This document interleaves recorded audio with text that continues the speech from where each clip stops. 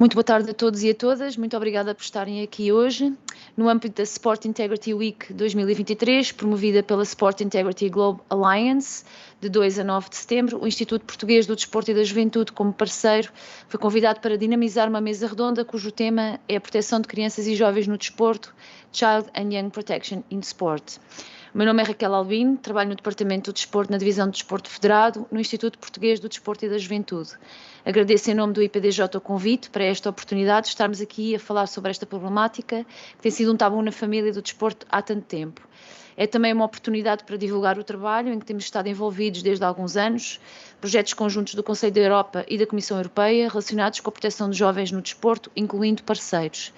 Temos dois temas a discutir nesta mesa redonda e que são a apresentação do roteiro para a proteção eficaz das crianças nas políticas em matéria de desporto e as medidas já implementadas pelo IPDJ e a apresentação do manual, na sequência do roteiro, para a proteção de crianças e jovens no desporto.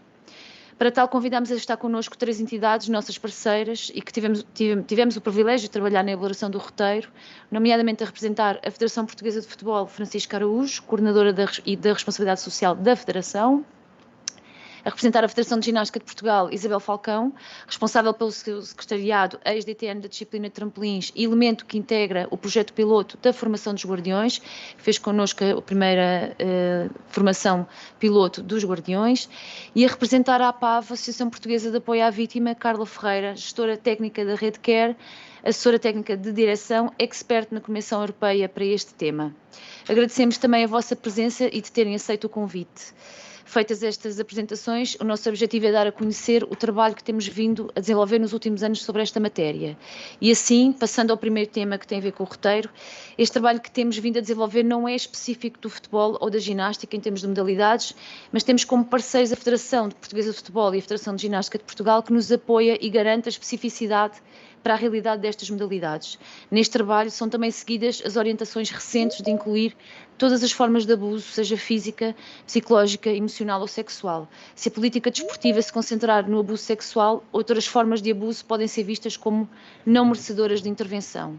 E embora o foco deste trabalho seja na proteção de jovens atletas, não ignoramos o facto de que todos os atletas, independentemente da idade, são vulneráveis à violência, abuso e exploração, pelo que diversas medidas são dirigidas à proteção de todos os atletas. Antes de iniciarmos esta mesa redonda, informo que nesta sessão não serão possíveis comentários ou perguntas. Em relação ao trabalho desenvolvido, e antes de vos falar do trabalho que temos vindo a desenvolver no roteiro, gostaria apenas de lembrar que este tema não é novo. O problema existe há décadas, vai merecendo atenção de vez em quando, mas é um assunto muito silenciado no desporto. Recentemente vemos com maior mobilização e reflexão novamente sobre o tema devido ao surgimento de casos muito graves, como por exemplo o do Larry Nassar na ginástica nos Estados Unidos, ou até nos últimos dias relacionado com a Federação Espanhola de Futebol. Mas já nos anos 90 tinha havido uma série de casos muito graves de treinadores na Irlanda, Reino Unido e Canadá, que receberam uma significativa atenção mediática. Foi nessa altura também que surgiram os primeiros estudos sobre o abuso de atletas e os seus treinadores no Reino Unido e no Canadá. Isto levou a que o abuso sobre atletas, especialmente de jovens, se tenha tornado uma prioridade política no desporto da Europa. Já lá vão 3 décadas. A Carta Europeia de Desporto para Todos é revista em 1992 nesta sequência, passando a incluir uma menção específica à responsabilidade do desporto em proteger as mulheres e os jovens atletas do assédio e do abuso sexual. No seu seguimento, o Código de Ética Desportiva passa a identificar questões como a violência física, o assédio e o abuso sexual como indo contra os princípios do fair play, recomendando aos governos a atualização da legislação e estratégias existentes para proteger as mulheres e as crianças e jovens, incluindo o desporto como um contexto onde tal violência também ocorre. Mais recentemente, a Comissão Europeia definiu como uma das prioridades de financiamento para o período entre 2014 e 2020 o combate ao abuso sexual no desporto como parte do plano para melhorar a igualdade no género no desporto. O certo é que um estudo em 2019 da Comissão Europeia de mapeamento de proteção de jovens no desporto mostrou que, embora 153 países existam quadros legais e políticos para a proteção de crianças e jovens, muito poucos incluem o desporto como um contexto onde a violência pode ocorrer. E esse é o nosso compromisso. Portanto, desde 2017, com o envolvimento no projeto conjunto do Conselho da Europa e da Comissão Europeia, o ProSafe Sport, foi assumido um compromisso em matéria de proteção de jovens atletas em Portugal. Lançámos a campanha Start to Talk em 2018, com uma ação de sensibilização e disponibilizámos recursos de capacitação, como um kit de formação, dirigido a todos os adultos que lidam com jovens atletas. Este trabalho permitiu estar entre um número limitado de países convidados, posteriormente pelo Conselho da Europa, para o projeto de que aqui vamos falar, que tem a ver com o Child Safeguarding in Sport, juntamente com a Áustria, Bélgica, Noruega, Israel e Croácia, que são os outros países que fizeram parte deste projeto. Este projeto começou em março de 2020 e terminou em junho de 2022. Fomos o primeiro país a apresentar este roteiro, em fevereiro de 2022. E em boa hora isso aconteceu, pois cedo nos apercebemos que era preciso, de facto, trabalhar mais aprofundadamente e criar um robusto e eficaz sistema de estrutura de proteção de jovens atletas. Esse é o objetivo deste projeto, Child Safeguarding in Sport, a implementação de uma robusta, sustentável e eficaz política nacional de proteção de jovens no desporto, tendo por base duas dimensões, a prevenção e a proteção, através da criação das nossas organizações desportivas, da função do agente de proteção de jovens atletas, ao qual chamamos de guardião. Está provado que este é um elemento central de boa governação para a proteção de jovens no desporto, uma vez que este assume um papel de guardião nas organizações desportivas. O projeto foi desenvolvido com base numa das mais importantes e recentes metodologias relacionadas com a proteção de jovens da Unicef, a International Safeguards of Children in Sport, que visa ajudar as organizações a definir estratégias para proteger os jovens e promover os seus direitos. E o que é necessário fazer? Um caminho que passa por implementar até 2024 a Política Nacional de Proteção de Jovens no Desporto, que garanta ambientes seguros e positivos no desporto, com foco na criação das nossas organizações desportivas, da função do guardião, do tal agente de proteção de jovens atletas. O nosso objetivo neste trabalho é ter pelo menos um agente por federação até final de 2023, sendo que o futebol e a ginástica são federações prioritárias e já fizeram parte dessa formação piloto, e ter um agente por clube desportivo e por município em 2024. Este roteiro do qual vamos falar agora no próximo tema, primeiro tema, aliás, assenta em 9 blocos constituintes, com 5 blocos prioritários e 4 adicionais. E desses 5 prioritários temos o primeiro como a definição da política nacional, o estabelecimento de parcerias, a criação de um sistema e estrutura de resposta a suspeitas ou alegações, criação de mecanismos de aconselhamento e apoio a todos, atletas, famílias e agentes desportivos, e a criação de um sistema de formação com diferentes níveis, básico, da ação de sensibilização para todos e formação especializada para os agentes de proteção dos jovens atletas. E é nestes 3 blocos que eu falei agora que estamos neste momento a trabalhar.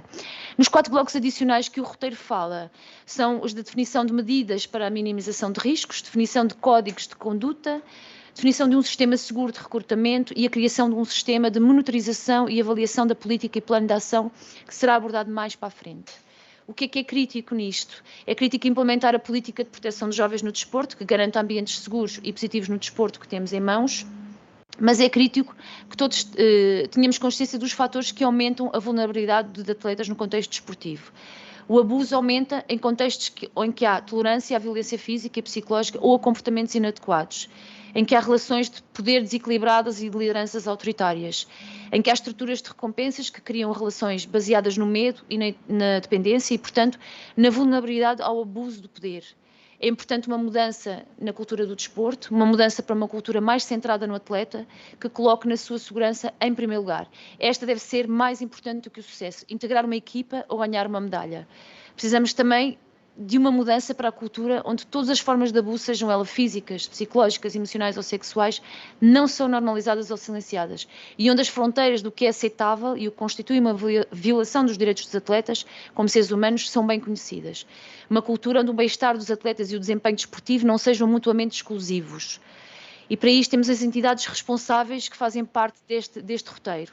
Por isso, um dos primeiros passos foi na definição da proteção de atletas, foi a criação de uma parceria onde estão presentes representantes da área do governo, para a área do desporto, das autoridades nacionais com responsabilidade para a área do desporto e da proteção de crianças e jovens, das organizações de cúpula do desporto nacional como o COP, o CPP e o CDP, a Associação Nacional de Municípios, para chegar aos territórios locais, a voz dos atletas, nomeadamente a Associação de Atletas Olímpicas, ou CNJ, a organizações especializadas na proteção das vítimas, como é a APAV, entidades com formação especializadas, como o ISCTE, e federações desportivas, neste caso escolhemos 2 que têm uma enorme importância e com um número elevado de crianças e jovens inscritas nas suas federações, portanto são o futebol e a ginástica.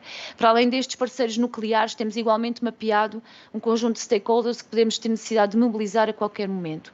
Importa notar que, relativamente a jovens atletas, os clubes são entidades com competência em matéria de infância e juventude, o que significa que são entidades que estão na primeira linha de intervenção do Sistema Nacional da Proteção de Crianças e Jovens, cabendo-nos intervir situações de risco e perigo. E por isso eles são muito importantes e por isso é que queremos alargar esse universo. Realizámos a primeira reunião do Comitê Diretor deste roteiro após o encerramento dos trabalhos e da apresentação do mesmo, em novembro, a qual contou com a presença da maioria dos seus membros, incluindo a representação da Associação Nacional de Municípios, o COP, a Federação de Ginástica e Futebol, a Comissão Nacional para a Promoção dos Direitos e Proteção das Crianças e Jovens.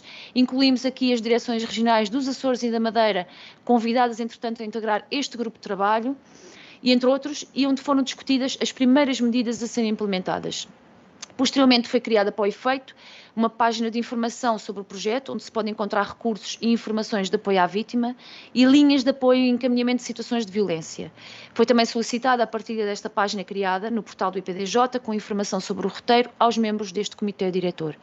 Fizemos ainda uma campanha publicitária cofinanciada pelo IPDJ para a plataforma Now, em 3 redes sociais, ao curso de formação na plataforma Salvaguardar e Proteger as Crianças e Jovens no Desporto.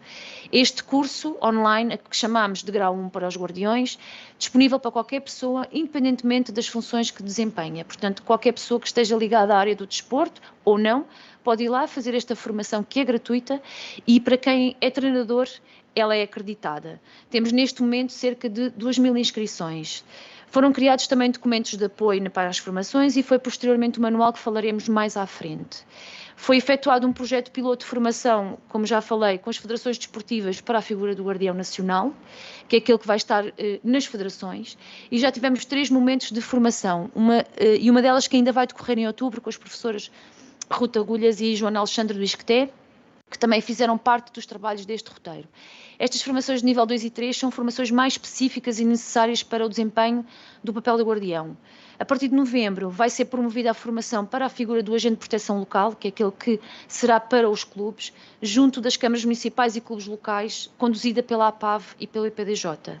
Portanto, vamos agora só visualizar um vídeo que tem aqui a apresentação oficial do roteiro a nível nacional.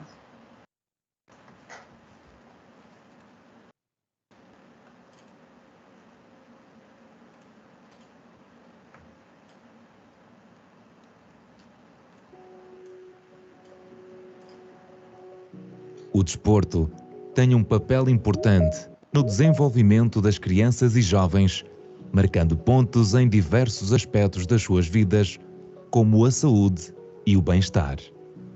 Promove os valores fundamentais para a convivência, ao mesmo tempo que diverte e contribui para melhorar a confiança e a autoestima.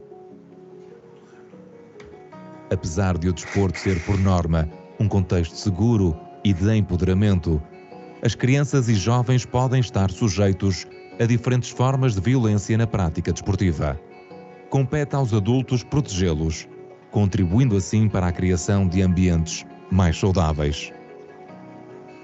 Para garanti-lo, organizações provenientes de diferentes áreas governamentais e da sociedade civil cooperaram na construção de um roteiro para o desenvolvimento de uma política nacional de proteção de crianças e jovens no desporto. Este roteiro inclui a criação do Guardião de Crianças e Jovens no Desporto, que terá responsabilidade na prevenção e proteção dos jovens atletas e receberá formação específica para o efeito. Com 2024 no horizonte, o roteiro irá orientar a implementação progressiva da política nacional através de 9 blocos temáticos, dos quais 5 são considerados prioritários. Entre os diferentes resultados previstos, espera-se que as federações e os municípios possam contar com um guardião em funções, numa primeira fase, estendendo-se depois a sua presença a todos os clubes. O desporto é um lugar de crescimento, mas é um lugar de crescimento para todos, para alunos, para treinadores, para pais, para todos aqueles que estão envolvidos. Daí a importância deste projeto. As crianças e jovens necessitam de ter uma prática desportiva saudável, prazerosa e, acima de tudo, centrada em formação em pessoas, em primeiro lugar, do que atletas. Por norma, as crianças não costumam comunicar muito e é super importante haver alguém que procure neles essas indicações, salvaguardar essas crianças, proteger essas crianças, para elas terem confiança naquilo que praticam e que, acima de tudo, que gostem daquilo que fazem. Faço então apelo a que nos juntemos todos a este projeto absolutamente inovador, pertinente e atual, para que possamos defender estes direitos das crianças e jovens à prática de uma atividade desportiva saudável e, acima de tudo, que tenha significado para as suas vidas.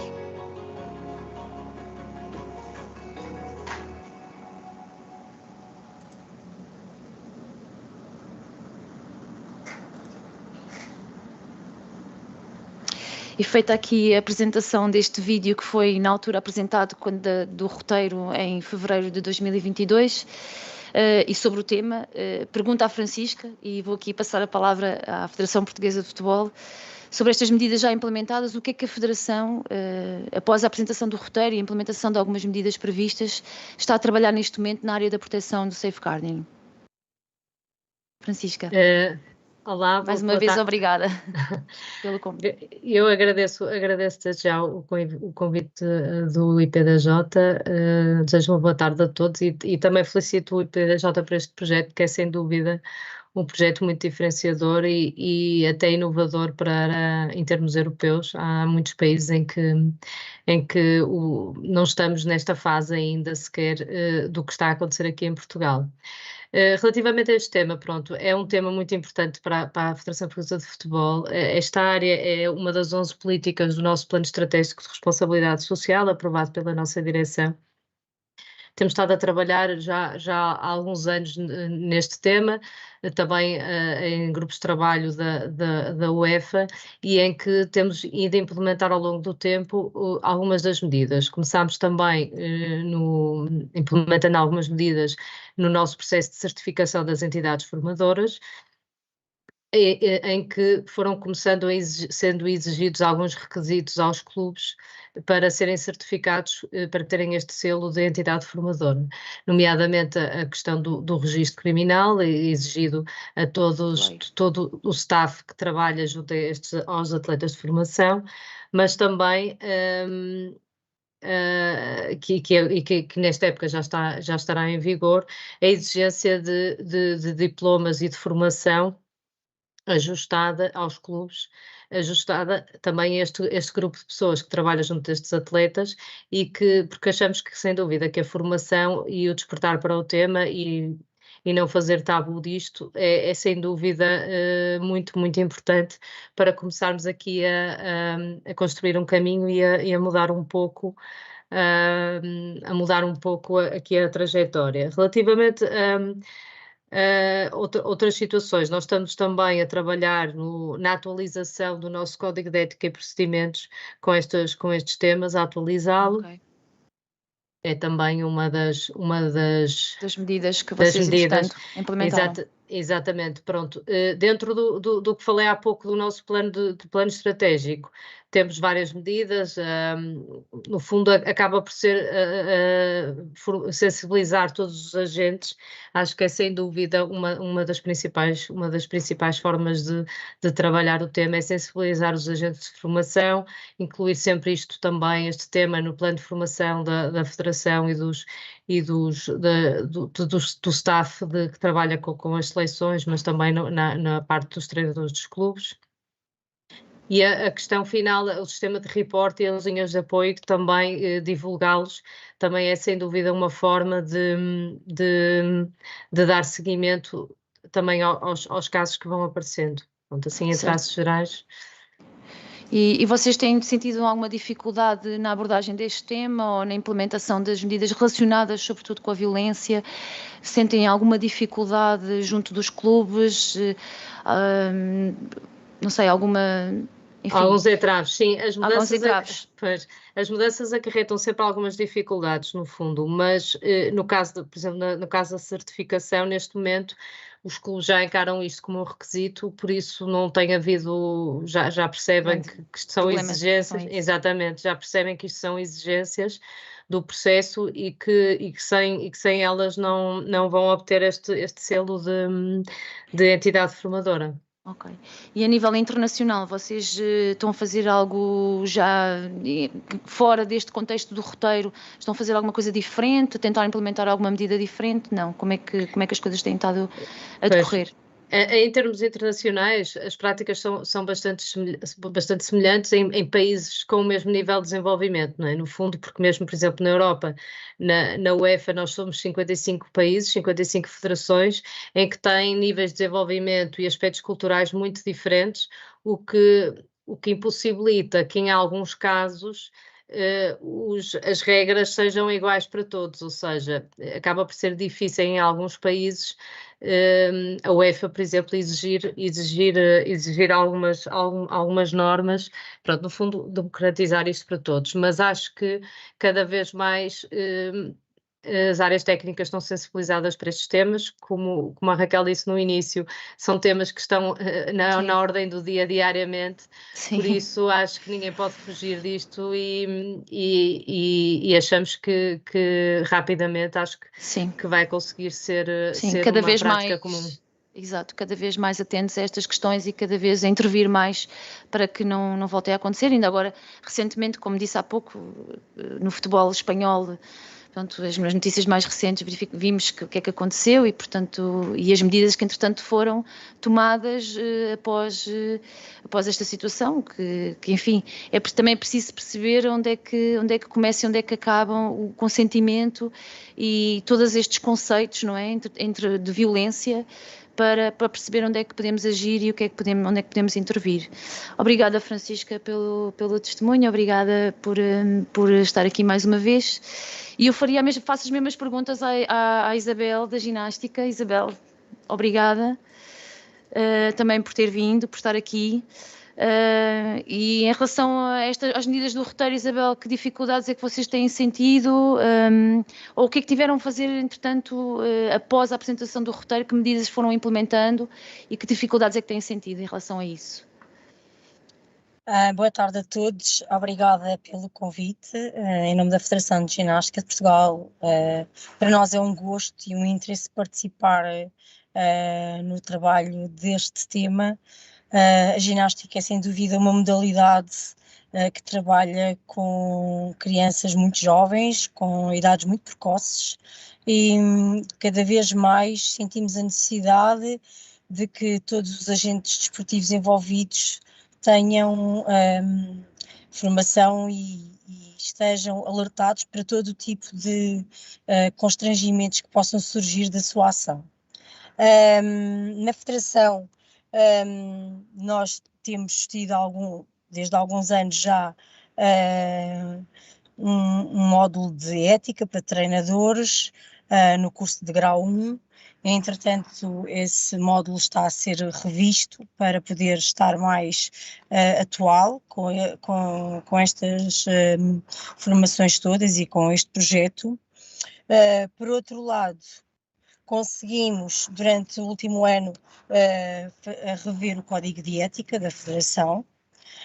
Também elaborámos um novo compromisso nacional para a ética e transparência para todos os envolventes na modalidade. Criámos um canal online de denúncia. E, por outro lado, também conseguimos produzir a política e procedimentos do safeguarding.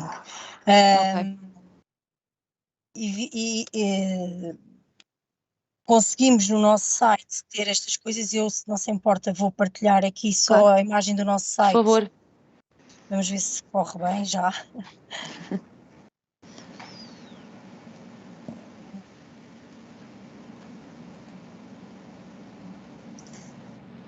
Ainda não estamos a ver, Isabel? Pois não, mas já vão ver. Só um bocadinho. Sim.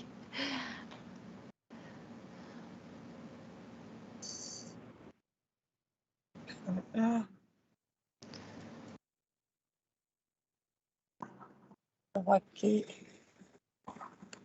só um bocadinho, porque eu tinha aqui aberto primeiro na Federação Internacional.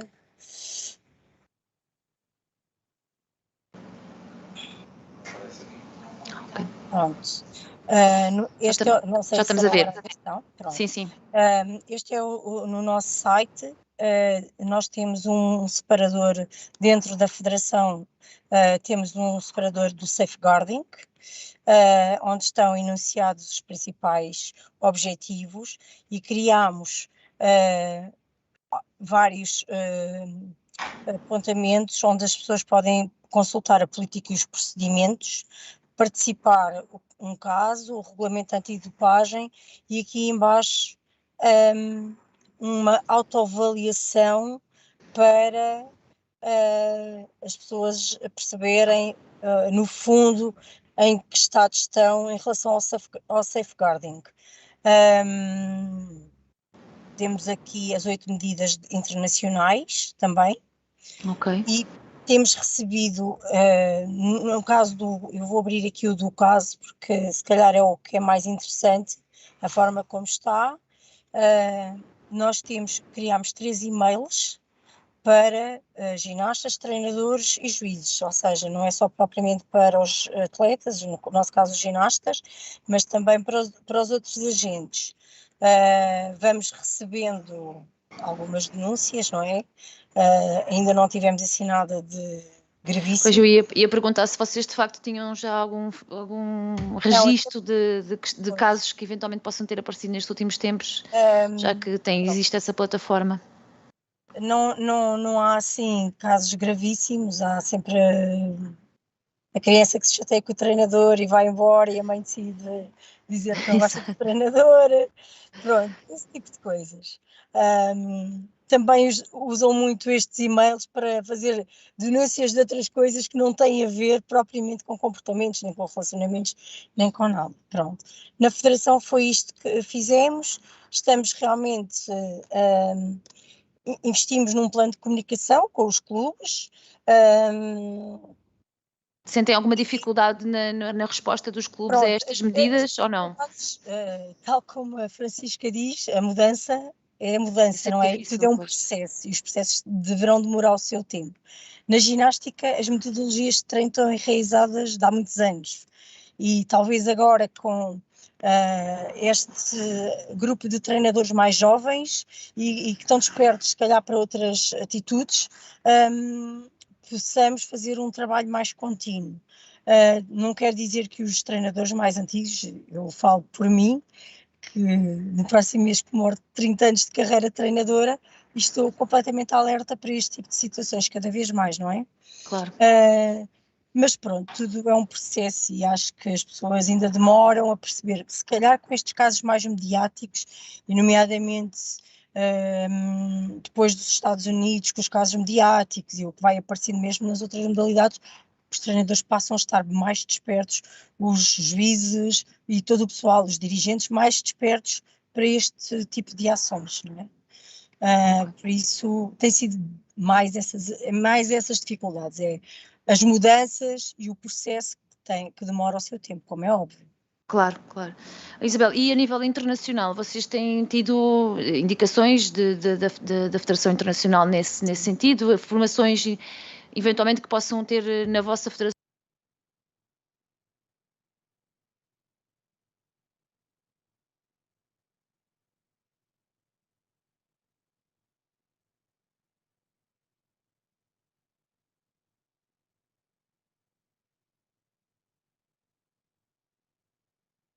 Raquel, estão-me a ouvir? É que eu não estou a ouvir a Raquel. Peço desculpa. Não, foi o meu microfone, peço desculpa. O meu microfone é que também, entretanto, foi desligado. São coisas que acontecem nestes Mas a nível internacional, sim. Está. Eu sinto que depois dos tais casos mediáticos, a Federação Internacional, a FIG, Federação Internacional de Ginástica, passou a dar cada vez mais importância, eles próprios na página deles, e é a segunda página que eu tenho para mostrar, eles próprios na página deles têm já também um lugar destinado. A partir do ano passado, nós que recebemos alguns eventos internacionais em Portugal, salvo erro para nós o primeiro a ter este tipo de abordagem foi o Campeonato do Mundo Aeróbico em junho, a figura do safeguarding de uma pessoa uma pessoa que é responsável durante o evento todo tem que existir. Ou seja, todos os eventos da Federação Internacional têm uma pessoa da comissão da organização local do país que é responsável. Tem uma reunião com os responsáveis da Federação Internacional e depois, claro, tem que tentar a perceber se andar no meio dos ginastas, dos juízes, dos treinadores, andar realmente, circular e perceber. A Federação Internacional investiu também numa formação para treinadores, que disponibilizou às federações, e também eles próprios criaram, quer no YouTube, quer em papel, uns pósteres com as 10 regras de ouro da ginástica, com uns bonecos muito engraçados que eu já partilho com vocês, e que estão afixados por tudo o que é área de competição, de aquecimento, para serem mesmo visualizados, pronto. E no caso de haver alguns abusos, mesmo que sejam verbais, que sejam físicos, sejam o que for, não é? Qualquer tipo de abuso, exato. A figura do safeguarder tem que depois reportar à FIG, não é? Para a FIG interceder. Okay. Eu vou então partilhar só aqui da Federação Internacional para vocês terem uma ideia. Desculpem agora.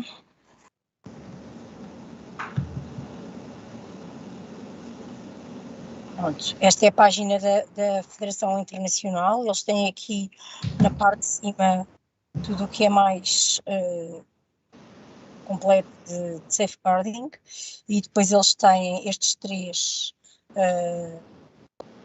um bocado os três blocos, ou melhor, a Federação baseou-se provavelmente também mais neste tipo de apresentação, e eles têm aqui as tais regras. E o póster é, pronto, para lá para casa não dá tanto para ver, mas depois se tiverem interesse é só ir ao site da FIG e procurar. E eles têm com os bonequinhos e têm em várias línguas, eles mandam sempre para a organização em várias línguas. Aliás, estes pósteres são autocolantes que dá para tirar e para colar, mesmo para os ginastas colarem e fazerem o que quiserem com os autocolantes. Está realmente... Está original, está muito interessante. Está original, sim. E com certeza que chamou muito a atenção das organizações e dos eventos, e toda a gente não lhes passa despercebido que há ali, neste momento, essa preocupação. Pois, ia perguntar já agora, o primeiro evento em que vocês de facto fizeram isto no Campeonato do Mundo Aeróbica, se tiveram algum feedback sobre estas medidas implementadas de algum clube, alguma seleção nacional que tenha cá estado e que de facto não se tenha apercebido ainda, ou não se tinha apercebido ainda destas medidas implementadas? Eu acho que todas as seleções se apercebem, até porque sabem que há uma pessoa que está ali a controlar, não é? Nós, como digo, a ginástica realmente tem metodologias de treino e no alto rendimento que nem sempre se calhar são pelas vias mais éticas, não é? E todos nós sabemos, não vale a pena estar a esconder o assunto, mas claro, eu acho que isto faz com que as pessoas estejam alerta e tenham se calhar outro tipo de comportamento, não é? Claro. Nós também, pronto, com esta história dos dois países fortes de ginástica, a Rússia e a Bielorrússia, estarem um pouco afastados, são mais regrados, mais disciplinados em termos de treino, não é? Também o ambiente, nós notamos mudou um bocadinho. O ambiente mudou. Okay. Mas de qualquer forma eu acho que o facto de as pessoas saberem que há esta figura nos eventos e que está publicitado em todo o lado, aliás no documento orientador, o work plan, traz quem é a pessoa, o contacto telefónico dessa pessoa que vai ficar responsável por esse lugar. Pronto, eu acho que isso também alerta para que as pessoas tenham outros comportamentos, claro. Claro. Pronto, e assim, e de facto na sequência destas medidas todas, a nossa ideia é termos este projeto o mais disseminado possível no nosso país, para também podermos ter um acompanhamento melhor das crianças e jovens. nos clubes e nas federações. Só dá nota de que nestas federações nestas formações piloto que nós fizemos com as federações, efetivamente nós na primeira sessão nós convidámos aquelas que de facto tinham o maior número de crianças e jovens federados. É um facto que a ginástica e o futebol são federações que já têm algum trabalho feito nesse sentido, não só por via das federações internacionais, mas porque também têm uma realidade que obriga, ao fim e ao cabo, a ter essa preocupação e esse trabalho. Mas depois esta formação que nós fizemos foi alargada a praticamente todas as federações, e o nosso objetivo é que as 60 federações com utilidade pública desportiva tenham pelo menos um guardião nacional que depois possa acompanhar as associações e clubes da sua federação, dos seus associados. Mas também sabemos que há aqui uma realidade, que há federações que de facto, pela sua característica, têm menos crianças e menos jovens e portanto estão menos alerta para este tema, embora isto não seja exclusiva às crianças e jovens, ou seja, nós estamos aqui a falar especificamente porque este roteiro foi criado nesse sentido, e este trabalho que está a ser feito nesse sentido. Não quer dizer que ele não possa ser alargado a todo o universo e que de futuro não possamos ter aqui um trabalho mais alargado também para os adultos. Aliás, muitos destes casos também que falámos aqui, como alguns exemplos, passaram-se já com jovens já alguns a entrar na idade adulta, e portanto não é exclusivo efetivamente das crianças e jovens. E neste sentido, nestas formações que nós fizemos, criámos alguns materiais de apoio para as formações, do qual estamos a disseminar e estamos a envolver as federações.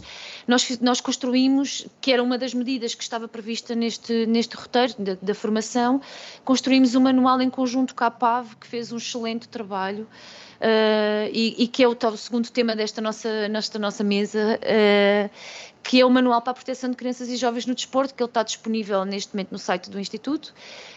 Qualquer pessoa pode ir lá consultar e fazer o download e verificar o que é que lá está nesse manual. Esse manual que aqui a Carla já nos vai falar um pouco sobre ele, e constitui-se como um instrumento de apoio para que todas as pessoas que desempenham de facto um papel ativo na proteção de crianças e jovens em contexto desportivo possam utilizar, possam de alguma forma tirar algumas dúvidas e de ações que possam ou não vir a ter. E portanto foi um trabalho aqui muito importante desenvolvido pela APAV, volto a dizer, que construiu connosco este manual. Foi difícil, não foi um trabalho muito fácil, porque teve ali algumas questões mais a nível da própria do nosso sistema, que de facto já está montado. Nós aqui não estamos a inventar a roda, portanto já existe uma série de legislação e um sistema já que está implementado, mas tínhamos que criar aqui uma forma para que esta figura do guardião pudesse fazer as coisas de forma correta mediante uma situação.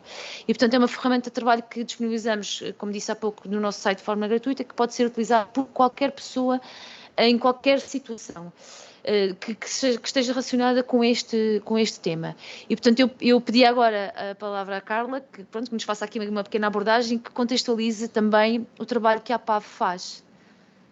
Carla. Ok, muito obrigada. Muito obrigada, Raquel. Muito obrigada pelas generosas palavras. É um gosto, e foi um gosto, e continua a ser, porque o trabalho ainda continua a acontecer. É verdade. Trabalhar com o IPDJ neste projeto em específico. Eu vou fazer um breve enquadramento daquilo que é o trabalho feito pela APAV, pela Associação Portuguesa de Apoio à Vítima, nomeadamente numa perspectiva primeiro até mais geral, mas depois passando aqui para o trabalho específico que fizemos no âmbito do manual. Eu creio que é possível partilhar ecrã. Sim. Vou só ver se não falha nada. Corre tudo bem? Sim. As partes às vezes não tecnológicas corre, já sabe, às vezes não corre. Eu creio que estejam a ver o ecrã. Voltei para sim, já estamos a ver, sim. Desapareceu, Carla. Depois desapareceu. Também desapareceu daqui do meu próprio ecrã. Então vamos lá. Um bocadinho, por favor. Claro. Ok. Vou lá voltar a tentar. Eu creio que agora já estejam a ver, Sim. certo? Ok. Sim, senhora. Pronto. Então, o trabalho específico da APAV, numa perspectiva geral, dar-vos nota só que a APAV é a Associação Portuguesa de Apoio à Vítima. A APAV existe desde 1990 e tem aqui como visão trabalhar para que em Portugal o Estatuto da Vítima de Crime seja plenamente reconhecido, valorizado e efetivo. E temos neste trabalho também, então, como missão, podemos prestar serviços de qualidade, serviços gratuitos, confidenciais, mas também, não apenas esta perspectiva remediativa do apoio, também trabalharmos no pré-crime e podemos contribuir aqui para o aperfeiçoamento de políticas públicas, sociais, privadas e contribuirmos para a melhoria da situação das vítimas e daquilo que é também o estatuto de vítima. Como disse, existimos desde 1990, portanto temos 33 anos de experiência nesta matéria. O trabalho que nós fazemos em termos daquilo que é o apoio é gratuito, é confidencial, e é um trabalho que se rege aqui, obviamente, pelos princípios da igualdade de oportunidades e de não discriminação. Trabalhamos com vítimas de todos os tipos de crime e, portanto, as situações de violência no desporto, no contexto desportivo, não são exceção. Não fazemos discriminação das situações que apoiamos e, portanto, ao longo dos tempos, obviamente, fomos apoiando vítimas de violência em contexto desportivo, pese embora não existam dados massivos sobre este tema. A verdade é que nos últimos anos percebemos, e como já se foi falando, pela desocultação de alguns movimentos e pelo conhecimento de algumas situações de forma pública, esse conhecimento público acaba por fazer com que outras vítimas acabem por tomar voz e por denunciar as situações que vivenciaram. Temos no nosso trabalho temos 75 serviços de proximidade, portanto somos uma equipa, uma associação estabelecida em Portugal, nos vários distritos, nas regiões autónomas, também naquilo que é o apoio à distância, na existência de equipas especializadas no âmbito da violência sexual, do homicídio, das vítimas migrantes e mais recentemente também naquilo que tem a ver com as questões do cibercrime no âmbito da linha Internet Segura, isto apenas para dar uma panorâmica muito geral. Muitos dos nossos pedidos de apoio chegam também através das redes sociais e também fazemos muito trabalho de sensibilização por estes meios. E, portanto, é também algo que depois poderão consultar oportunamente nas diferentes redes. Ainda falta aqui o TikTok, entretanto também já temos o TikTok, mas para dizer que este trabalho nas redes sociais é muito importante, quer para a divulgação de campanhas, de movimentos de sensibilização, quer também para a recepção dos próprios pedidos de ajuda. Dizer-vos apenas que o trabalho que temos vindo a fazer tem sido em crescendo nos últimos 6, 7 anos, temos apoiado cada vez mais pessoas, temos tido cada vez mais atendimentos ao longo dos últimos anos, e também muito trabalho também na atividade, que é a atividade formativa e que também nos remete aqui para o trabalho desenvolvido com o IPDJ. No âmbito da parceria da APAV com o IPDJ, a APAV integrou, como a Raquel também já adiantou, o comitê diretor do projeto Child Safeguarding in Sport.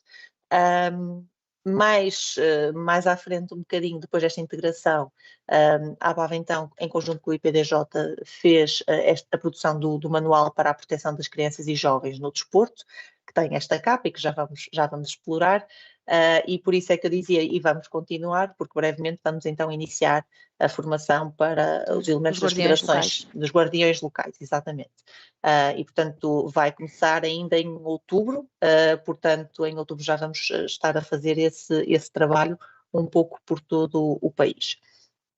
Quando criamos este manual, no processo criativo deste manual, digamos assim, inicialmente o que estava pensado era falarmos da violência no contexto do desporto em exclusivo, mas uma das principais questões que, entretanto, acabamos por levantar foi o facto de muitas vezes o contexto desportivo ser um contexto de revelação de situações de violência que acontecem fora do contexto desportivo. E, portanto, achamos que era pertinente criar um manual que fosse mais amplo para dar ferramentas para os profissionais detectarem situações que acontecem no contexto desportivo, os elementos das federações, dos clubes, mas também situações que acontecem fora do contexto desportivo. Nós sabemos que o contexto desportivo, para as crianças, tem figuras que são figuras adultas de suporte e figuras de relevo na vida delas. E, portanto, não seria de estranhar que um treinador, um colaborador, fosse uma figura de suporte para aquela criança poder revelar uma situação de violência que pode estar a passar, por exemplo, na escola ou na família. E, portanto, quando criamos o manual, acabamos por depois começar a dar uma tónica um bocadinho mais ampla para podermos ter um manual o mais abrangente possível. Esta primeira edição, eu digo que é a primeira edição porque eu acho que já há matéria suficiente para se pensar numa segunda edição. Vamos ver. E, portanto, vamos ver se aí chegamos. Esta primeira edição, e um bocadinho como já vem sendo aqui a panágio da APAV, nós dividimos esta edição em 2 grandes capítulos. O capítulo do compreender e o capítulo do proceder. Porquê? Porque mais do que dar ferramentas sobre como responder a uma situação, como resolver uma situação, nós primeiro temos que capacitar as pessoas sobre o que são as situações de violência contra crianças e jovens, o que são as situações de violência contra crianças e jovens no contexto esportivo em concreto. Até porque, como dizia também há pouco a Raquel, há federações mais pequenas que têm menos crianças e jovens e que se calhar não estão tão despertas para as situações de violência, o que é perfeitamente compreensível, porque nós não nascemos todos com um guião e com o mesmo nível de alerta para as situações que nos rodeiam. E, portanto, para nós é sempre muito importante, antes de esclarecer sobre o que vamos fazer, ou o que se deve fazer, ou o que não se deve fazer, é esclarecer sobre do que é que estamos a falar quando falamos de violência. E, portanto, foi aqui também o nosso ponto de partida. Eu, se calhar, passava para exibir, digamos assim, um manual, apesar de ainda ter aqui outros pontos, mas não é tão pertinente. Se calhar passava para a parte em que mostra o manual propriamente dito. Nós quisemos também fazer um manual que não fosse muito extenso. Portanto, sim, também que fosse de fácil leitura, que fosse acessível a todos. Exatamente. Houve essa preocupação. Sim, ou seja, não fazemos um manual demasiado tecnicista, mas também não fazemos um manual que fosse simples e simples demais, mas também fazer aqui um manual que pudesse passar por aspectos de relevo nesta matéria. Como eu estava a dizer, eu vou fazer aqui um zoomzinho, porque não se vai ver, provavelmente. Nesta primeira parte do compreender, o compreender para nós foi muito importante e é muito importante sempre, que é enquadrar do que é que estamos a falar quando falamos de violência contra crianças e jovens, de que formas de violência estamos a falar, o que é violência física, o que é violência psicológica, o que é violência sexual, o que é violência social, mas depois também aqui em que contextos é que a violência pode acontecer contra crianças e jovens, e obviamente que temos que nos lembrar do contexto desportivo e, portanto, depois também passamos para essas especificidades, mas tentamos perceber quais são as dinâmicas que estão subjacentes à violência, quais são as dinâmicas que estão por detrás da manutenção de uma situação violenta ao longo do tempo. Porque é muito fácil nós estarmos do lado de fora, digamos assim, e dizermos, mas isto já acontece há tanto tempo, a criança podia ter dito alguma coisa, ele até já é crescidinho, já podia ter dito alguma coisa antes. Certo, mas se calhar importa perceber porque é que não o fez. E, portanto, também dar ferramentas e dar esta informação a quem trabalha com as crianças e jovens sobre quais são, por exemplo, circunstâncias que dificultam a revelação. E muitas vezes podem ser, por exemplo, circunstâncias que têm a ver com o medo de represálias. E o medo de represálias pode ser sobre imensas coisas. As represálias para mim, enquanto vítima, enquanto criança, enquanto jovem. As represálias para as pessoas da minha família. Por exemplo, se eu estiver no contexto esportivo e for vítima no contexto esportivo, as represálias que podem existir em termos daquilo que são convocar-me para torneios ou convocar-me para jogar. Portanto, represálias podem existir no próprio contexto esportivo. E, portanto, é importante ter este conhecimento sobre do que estamos a falar quando falamos de violência, do que estamos a falar quando falamos da caracterização da violência, mas também das potenciais consequências da violência. Isto porque, e agora lembrando-me de um caso específico que me passou pelas mãos, nós tivemos uma situação de uma atleta que foi vítima de uma situação de importunação sexual, já foi vítima, e vou fazer este parênteses, já foi vítima na maioridade, já era maior, mas foi vítima na maioridade, mas isto até nem é o que tem mais relevo para esta questão das consequências. Nós acompanhamos a situação está neste momento em julgamento, e é curioso porque uma das pessoas intervenientes no processo e que está a acompanhá-la neste processo não percebia porque é que perante algo que até pareceu muito ligeiro, uma situação abusiva que até pareceu muito ligeira, foram só uns toques e, portanto, parecia aparentemente algo mais ou menos inofensivo, porque é que ela estava a experienciar consequências tão violentas a nível psiquiátrico e a nível psicológico. E é importante perceber, e este é um exemplo, como podiam ser dados vários, que a mesma situação aparentemente ligeira para mim não é a mesma situação aparentemente ligeira para outra pessoa qualquer. E esta capacidade de percebermos também a diversidade de consequências e a diversidade de fatores que podem estar envolvidos é diferente. Eu ser vítima de um contexto de violência, por exemplo, num contexto desportivo, e ter uma rede de suporte familiar positiva, que me ouve, que me discuta, que me apoia, e ter uma rede de suporte, por exemplo, que não existe e em que estou praticamente sozinha a reagir a isto. E, portanto, todas estas questões no âmbito do compreender para nós foram muito, muito importantes e podemos considerar todos estes fatores. Depois, no que respeita ao proceder, e um bocadinho como também a Raquel já foi dizendo, quando, e vemos isto agora com o desporto, como também já vimos com a Igreja Católica, etc., quando nós temos as situações de violência a acontecer em contextos, neste caso desportivo, ou no contexto da Igreja, como já se viram outras situações, há uma tendência para criarem-se os próprios procedimentos internos, e bem, e obviamente que isso tem que existir.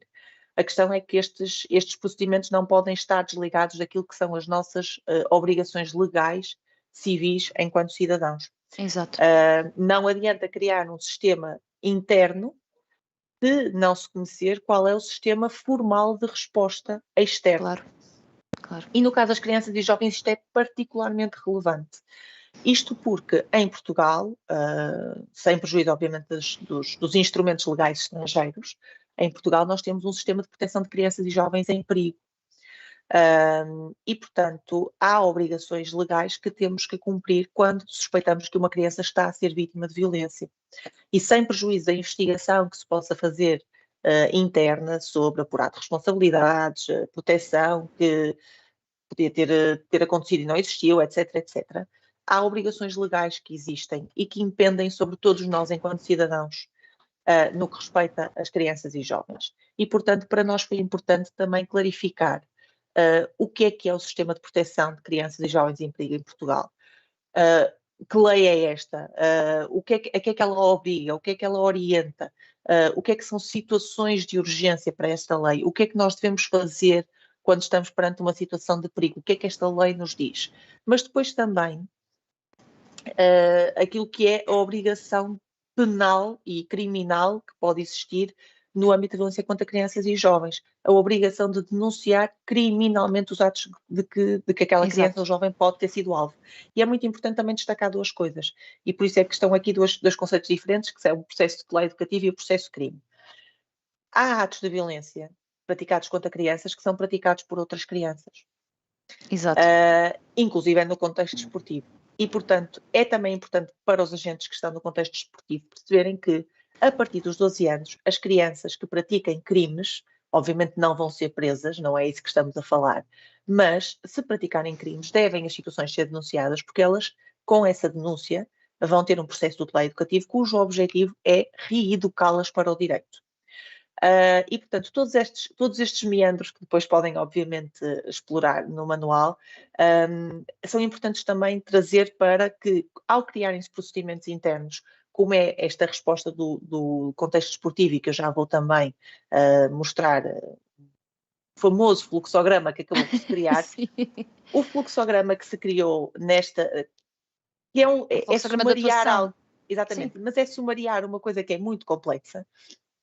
Criar um fluxograma teve que ter em consideração todos estes aspectos que eu estive até agora a falar, que é, nós temos em consideração muito clara de quais são as nossas obrigações legais, sem prejuízo daquilo que nós devemos ou não fazer enquanto instituição, neste caso, instituição desportiva. Eu estou a passar a tentar chegar à parte do fluxograma, para poder mostrar. Agora vou ter que tirar um bocadinho de zoom. Para nós vermos aqui, sim. Exatamente. E então aquilo que acabamos por criar, isto é o resumo daquilo que está tudo para trás, é podermos ter aqui uma marca visual daquilo que se deve fazer Ou um guião, digamos assim, não é? Exatamente, Para quem exatamente. Algo mais ou recebe ou pontual. identifica ou que possa Exatamente. eventualmente fazer algum tipo de intervenção Exatamente. caso aconteça alguma coisa. Este fluxograma, obviamente, não deve dispensar a leitura prévia do restante manual, mas a ideia é termos aqui um guia para detectar uma situação ou suspeitando-se de uma situação, o que é que cada um pode fazer. Seja guardião ou não seja guardião, porque também chegamos à conclusão que era importante ter um fluxograma que fosse relativamente universal, até porque os guardiões, por alguma razão, naquele momento podem não conseguir agir, ou porque não existem ainda, ou porque estão noutra atividade qualquer que não conseguem intervir, e se houver uma necessidade de urgência, nós não podemos estar à espera que outra pessoa possa intervir. E, portanto, eu diria que isto, em última instância, pode ser um guia de intervenção para qualquer pessoa que se suspeite de uma situação de violência contra crianças e jovens, no geral, esteja ou não, obviamente, no contexto desportivo. E a ideia foi criar aqui um fluxograma que nos ajuda a perceber se estamos perante uma situação de urgência ou não, e o que é uma situação de urgência. E normalmente as situações de urgência são situações que envolvem perigo para a vida, quer provocado por outras pessoas, quer provocado pela própria vítima, isso nomeadamente aqui as situações de ideação suicida. Também aqui a existência de necessidade médica, assistência médica imediata. E depois tudo o que tem a ver com as questões da denúncia. Ou seja, a denúncia formal às autoridades e à polícia, ao Ministério Público, à CPCJ, do que seja, deve prevalecer a qualquer investigação interna. Até porque provavelmente aquilo que vai trazer a denúncia é mais informação para a investigação interna que a vai alimentar. Obviamente que se me disserem, sim, mas eu proativamente posso suspender aquela pessoa, deve suspender proativamente aquela pessoa, mas não, a investigação que se faça em termos internos não deve colidir com a investigação que se faz formalmente. Isto porquê? E digo isto de uma razão muito simples. Há aspectos que têm a ver com a investigação interna em que se entende que se devem ouvir as vítimas. Eu diria que já basta as vítimas terem que falar, às vezes têm que falar com o sistema formal. Portanto, se nós pudermos cruzar a intervenção interna e a investigação interna com a investigação formal, tanto melhor. Nos procedimentos tentarmos fazer isto e tentar que isto seja possível. Até porque, por exemplo, a denúncia formal pode fazer com que uma medida de coação, uma medida prévia a uma condenação, seja precisamente, por exemplo, a suspensão das atividades desportivas. E aí, então, temos também esta interligação com o processo interno e o processo externo. Portanto, é muito importante considerarmos todas estas questões que impendem sobre nós, enquanto cidadãos, às vezes impendem sobre nós enquanto organizações, e, portanto, há uma responsabilidade acrescida relativamente a isto. E com este fluxograma eu não quero assustar ninguém, mas a ideia do fluxograma é lembrar que existe já uma... Primeiro, existe, exatamente. Existe já uma série um esquema de mecanismo. promoção. Exatamente. E também que a violência contra crianças e jovens tem que ter uma intervenção, que é algo que nem sempre é entendido. Ou seja, nós sabemos, e já tivemos histórias, quer na área do desporto, quer fora, que a violência, em alguns contextos e algumas formas de violência, em específicas situações de violência sexual, são situações que normalmente são vetadas ao segredo. E também, por outro lado, normalmente quando estamos a falar de crianças e jovens, há algumas vezes a tendência para desvalorizar certas situações. E obviamente que há situações que podem equacionar-se ser menos valorizadas, há outras que não. Claro. E, portanto, na dúvida, não nos compete a nós fazer a nossa investigação e decidir se é para valorizar ou não. É passar isso a quem tem essa competência nos termos legais. E, portanto, este foi o trabalho de forma muito sumária. Sim, eu fazia aqui um parênteses, Carla, que é a nossa dificuldade quando trabalhámos nisto foi precisamente que ele fosse de fácil leitura até para quem está nos clubes. E pensámos também muito nos clubes, porquê? Porque de facto nós sabemos a realidade dos clubes, enfim, que as pessoas que trabalham lá são pessoas que muitas vezes são em regime de voluntariado, não são pessoas especialistas nesta matéria e portanto não têm que ser obrigatoriamente nem psicólogas, nem nem ninguém que tenha de facto uma formação específica nesta área. E sabemos que, atendendo a esta realidade, que tínhamos que ter algo nas mãos que fosse de fácil leitura e que fosse de fácil interpretação e que as pessoas que estão de facto nesses organismos pudessem atuar sem ter grandes dificuldades.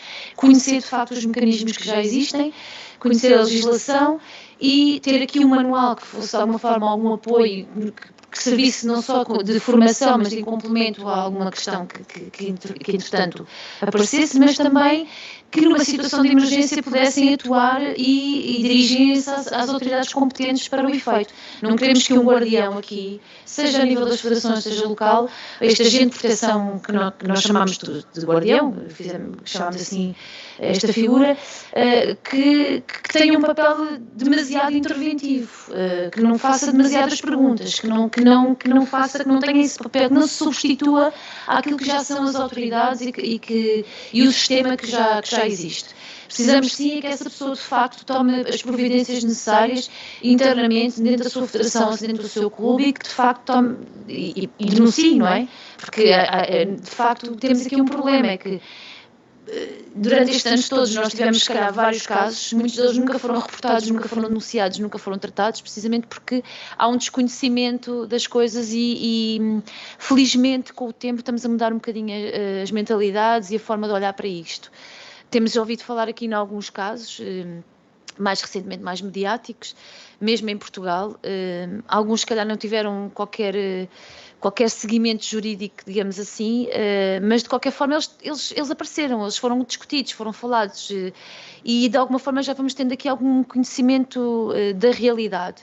É verdade que nós também não temos muitos números a nível do desporto, infelizmente, e portanto o que nós queremos também no futuro é que tenhamos do nosso lado, enquanto entidades responsáveis pela formação e pela implementação e por esta ação social, digamos assim, ter aqui dados do nosso lado para podermos também trabalhar nesse sentido, para ver o que é que podemos melhorar e, como a Carla disse, até fazer uma segunda versão do manual se houver necessidade disso e podemos aqui então fazer essa adaptação à realidade, porque as coisas de facto têm estado a acontecer a uma grande velocidade. Eu não sei, Carla, se quer deixar aqui mais alguma nota, algum exemplo, alguma coisa acerca disto, alguma mensagem de alerta sobre este tema. Sim, há sempre muitas mensagens a deixar e eu espero que consigam consultar o manual. Uma das mensagens mais importantes que eu queria deixar é a de, no nosso contexto, no nosso dia-a-dia, valorizar as situações que nos chegam, valorizar as situações que nos são reveladas, as situações que nos são transmitidas, as situações sobre as quais nós suspeitamos que possam estar a acontecer. Isso é o mais importante. O mais importante para uma vítima, quando vem ter connosco, quem quer que nós sejamos, e nos diz, aconteceu-me isto, o mais importante para aquela pessoa é ouvir ok, eu acredito em ti, eu estou aqui para te ajudar. E não tens a certeza que isto aconteceu, tens a certeza que isto não foi uma ideia tua. Bem, tu és criança, se calhar estás a fantasiar. E o acolhimento, e o bom acolhimento a uma vítima no seu momento de primeiro pedido de ajuda, por muitos preconceitos que nós tenhamos relativamente àquela pessoa, àquela situação, por muitas dúvidas, o bom acolhimento é absolutamente essencial para o que vem a seguir. Às vezes ouvimos isto noutros contextos, que é eu sei que aquela criança é um bocadinho manipuladora, eu sei que aquela criança é um bocadinho mentirosa, se calhar está a tentar chamar a atenção porque a família em casa está desestruturada. Tudo bem, mas ela se vem ter connosco e nos vem dizer. Então nós temos a obrigação de ouvir e de atuar em seguida, mas de ouvir de forma em que ela perceba que está de facto a ser ouvida e está de facto a ser valorizada. Porque dizer, se calhar isso não foi bem assim, então estamos a condenar provavelmente uma situação de violência a continuar anos e anos e anos a fio. E não é isso que nós queremos com tudo isto. Não queremos que de repente todos nós sejamos polícias e justiceiros e que de repente achamos que temos todos uma obrigação de irmos atrás das situações. Não é isso que se está a pedir aos elementos desportivos. Não se está a pedir que façam as vossas próprias investigações, que se envolvam nas situações de forma que parece que não conseguem sair, mas sim que sejam os bons receptores, consigam receber bem essa bola, digamos assim, fazendo aqui uma analogia com o desporto, consigam receber essa bola e passá-la de forma eficiente a quem pode ajudar e tratar essa situação, sem nunca descurar quem vos passou a bola em primeiro lugar, que neste caso foi a vítima ou foi a suspeita que vocês tiveram relativamente a isso. Obrigada, Carla. Francisca, quer deixar alguma nota, alguma mensagem em relação a este tema? Não, essencialmente, pronto, reforçar um bocadinho aquilo que eu falei há pouco da formação. No fundo, achamos que, pelo menos sempre que vamos falando e partilhando a mensagem, notamos que muitos desses agentes desportivos que estão no terreno até desconhecem aqui algumas formas de prevenção, e acho que pode passar muito por aí, por partilhar exemplos de boas práticas. Acho que é por aí, é um dos passos mais importantes, é a formação e a partilha das formas de prevenção. Ok, muito obrigada, Francisca. A Isabel, entretanto, teve que se ausentar, por força da sua profissão de treinadora, não pôde ficar até ao fim, mas pronto, estamos mesmo a terminar. Eu quero agradecer mais uma vez a vossa presença aqui, agradecer a todos os que nos estiveram a ouvir, e espero que tenha sido útil esta apresentação, mais uma vez, do roteiro e de que é que nós estamos a trabalhar e a fazer após a sua implementação, e portanto, que não é um trabalho fácil, não é a curto prazo, é uma coisa que tem sido nestes últimos meses muito trabalhosa, e que aos poucos nós vamos conseguir chegar lá e implementar todos os blocos a que nos propusemos. E pronto, e espero que tenha sido de facto útil para todos aqueles que queiram de facto saber um pouco mais sobre este tema. Volto a dizer que muitas das coisas que nós falamos aqui, nomeadamente o roteiro e o manual, são dois manuais que estão publicitados no nosso site, e portanto eles podem ir lá consultar, podem ir fazer o download e podem estudar um bocadinho sobre este tema e enfim, e ter aqui mais um bocadinho de formação neste tema, volto a dizer. Pronto, e agradecer mais uma vez a vossa presença e boa tarde a todos.